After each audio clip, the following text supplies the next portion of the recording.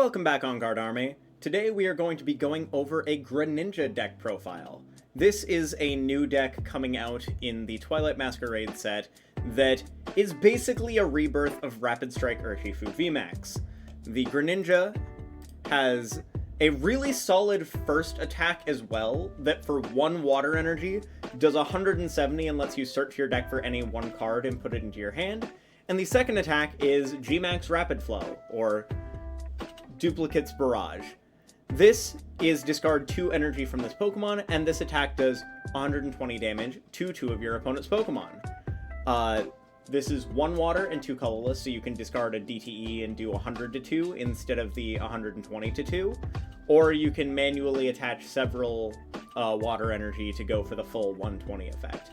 Most of the time you're just going to be using this to do 100 to 2 targets, which is fine in most cases. It's mainly meant to snipe people's engines and do a little bit of math placement, take out 2 one-prize Pokemon against something like Lost Box, or KO Mincino Cincino against Lugia. Like, definitely a lot of different uses for this, but being able to target down 2 Pokemon at the same time is something that this deck very much likes to do. We have 1 Frogadier with the Numbing Water attack. For 1 water, flip a coin. If heads, your opponent's active Pokemon is now paralyzed. This is a very relevant attack to have as well, because you could potentially buy yourself a turn by flipping heads and then they're paralyzed. Gives you a turn to maybe evolve up into Greninja if you have to go up through the Frogadier. We have 4 of the 70 HP Froakie. As much as I want to play the 60 HP Froakie, it, with the attack for 1 water that searches for 2 other Froakies and puts them onto your bench, it having 60 HP means that it has to evolve immediately into Greninja, or it's just going to be wiped off the field by Dragapult. In a couple of test games that I have played with this deck already, it was too much of a liability, so we went up to 4th Froakie instead of 3 Froakie and 1... Sorry, 3 70 HP Froakie and 1 60 HP Froakie. So 4 of the 70 HP Froakie I think is correct, based on the testing that I've done so far. I could be wrong. Up to you if you want to include 1 of the 60 HPs. We have a 2-2 Pidgey line. Another one that is a little bit of a liability if we can't evolve up into it, but we kind of want to prioritize getting our Pidgeot onto the field anyway. And it doesn't really matter that we're at 50 if we're playing Radiant Tsareena, because if they spread damage to this trying to devolve it, we can Radiant Tsareena, heal out of range from the 60 down to 40, and then we are in a better spot.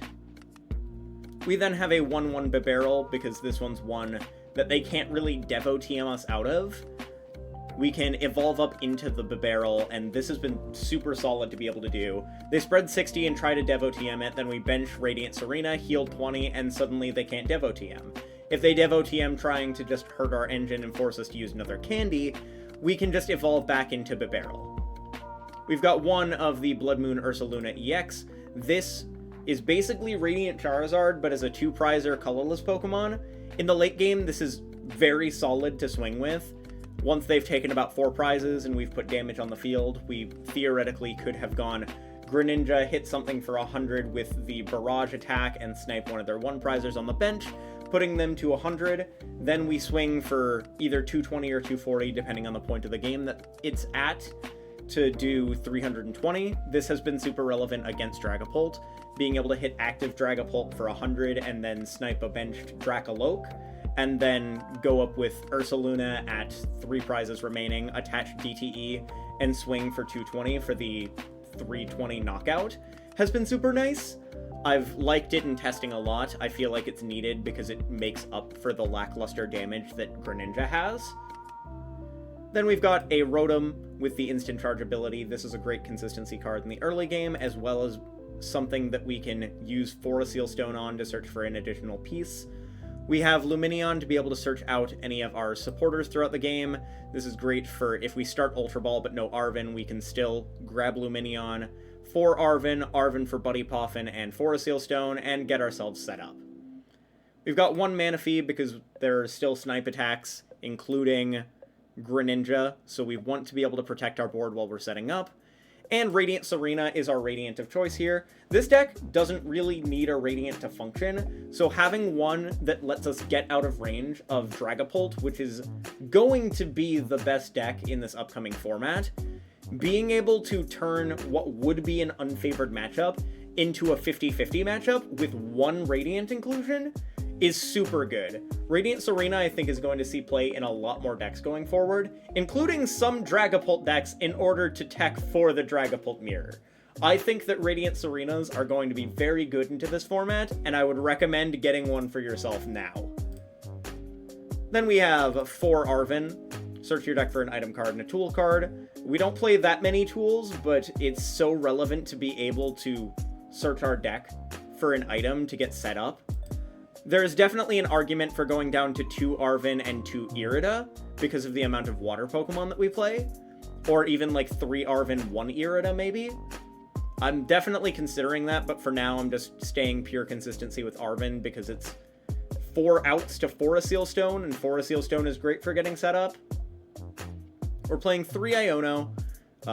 Bit of disruption to have, and with Bibarel we can draw back our cards in the late game, even off of Ionoing ourselves to a low hand. We play 2 Boss because we want to be able to boss up things and potentially go Canceling Cologne and Duplicates Barrage, so we pull up Manaphy, Canceling Cologne it, and Duplicates Barrage their engine. We've got 1 Turo. The idea is that we go into Frogadier and candy one of our Greninjas. Greninja gets hit. We Turo up the Greninja, evolve Frogadier, attack Water Energy, swing. Turo is super useful. There's definitely an argument for Super Scoop Up as well, but I think Prime Catcher is just the best way to facilitate the Canceling Cologne Barrage play. So I think that this is probably the correct A-spec in this build. Again, this is early testing, and I have enjoyed the Prime Catcher so far, so you could test with your own A-specs yourself, but I really do like Prime Catcher. Then we've got 4 Buddy-Buddy Poffin for getting set up. This is search your deck for 2 basic Pokemon with 70 HP or less and put them onto your bench. We have 4 Ultra Ball for discarding 2 cards from our hand and searching our deck for any Pokemon. And we've got 1 Nest Ball for being able to search out any of our basics, including that Radiant Tsareena. I definitely would like to have second Nest Ball to have another direct out to Radiant Tsareena that doesn't require me to discard cards from my hand. But for now, this list is kind of tight, so I'm not 100% sure what I would cut for that. So for now, we are just at 1 Nest Ball. Then we have 4 rare candies for being able to get into our Pidgeots and our Greninjas. We've got 1 Super Rod for being able to put back any of our pieces, as well as any of our Pokemon pieces, as well as basic energies being our water energies. We've got 1 Energy Search because we don't really want to be pitching too much throughout the game, other than to Ultra Ball for specific pieces. And Energy Search lets us just grab the 1 water that we need to be able to attach a Ninja Blade. Then we can grab another energy if we want off of the Ninja Blade effect to search our deck for any card, which is insane for 1 energy.